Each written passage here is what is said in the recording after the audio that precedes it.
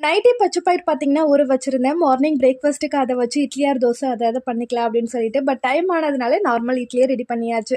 So அத வச்சு லஞ்சுக்கு பச்சை பயிர் கூட்டு பண்ணலான்னு சொல்லிட்டு அந்த தண்ணியோடயே வந்து அப்படியே சேர்த்துட்டு, அதுக்கு பார்த்தீங்கன்னா வெங்காயம், தக்காளி, பூண்டு 10 பல் சேர்த்துட்டு, காரத்துக்கு தகுந்த மாரி பச்சை மிளகா, மஞ்சப்பொடி, கொஞ்சமா பெருங்காயத்தூள் வந்து சேர்த்துட்டு, நீங்க தண்ணி எக்ஸ்ட்ரா ஆட் பண்றீங்க அப்படின்னா, அரிசி களைஞ்ச தண்ணி சேர்த்துக்கோங்க. டேஸ்ட்டு ரொம்பவே சூப்பரா இருக்கும். ஒரு 3 விசிலுக்கு ப்ரெஷர் குக் பண்ணி எடுத்துட்டு, அதுக்கப்புறமா தாளிப்பு குடுத்தீங்க அப்படின்னா, சூப்பரா வந்து பச்சை பயிர் கூட்டு வந்து ரெடி ஆயிடும். சைடிஷ்க்கு பார்த்தீங்கன்னா, அரைக்கீரை நேத்தி வாங்கினது இருந்தது. பட் அது அந்த அளவுக்கு ஃப்ரெஷ்ஷா இல்ல. அது வந்து கொஞ்சமா பொரியல் பண்ணிக்கலாம் அப்படின்னு சொல்லிட்டு அத பொரியல் பண்ணியாச்சு. ஃப்ரை வந்துட்டு பார்த்தீங்கன்னா, உருளைக்கிழங்கு வச்சு ஃப்ரை பண்ணிக்கலாம் அப்படின்னு சொல்லிட்டு அதையுமே வந்து கட் பண்ணி ரெடி பண்ணிட்டு இருந்தேன். எனக்கு குட்டி குட்டியா வந்து ஃப்ரை பண்ணா பிடிக்கும். பட் ஹஸ்பண்டுக்கு ரவுண்ட் ரவுண்டா உருளைக்கிழங்கு ரெடி பண்ணா தான் வந்து பிடிக்கும். ஸோ எப்போதுமே குட்டி குட்டியா தானே பண்றோம். இந்த டைம் அவங்களுக்கு பிடிச்ச மாதிரி பண்ணலான்னு சொல்லிட்டு அதையுமே ரெடி பண்ணியாச்சு. ஒரு 1 ஹவர்க்குள்ள லஞ்ச் ஒர்க் எல்லாமே வந்து முடிஞ்சிருச்சு. வீடியோ பிடிச்சிருந்தா கண்டிப்பா லைக் பண்ணிட்டு சப்ஸ்கிரைப் பண்ணிக்கோங்க. நெக்ஸ்ட் வீடியோல பார்க்கலாம். பை.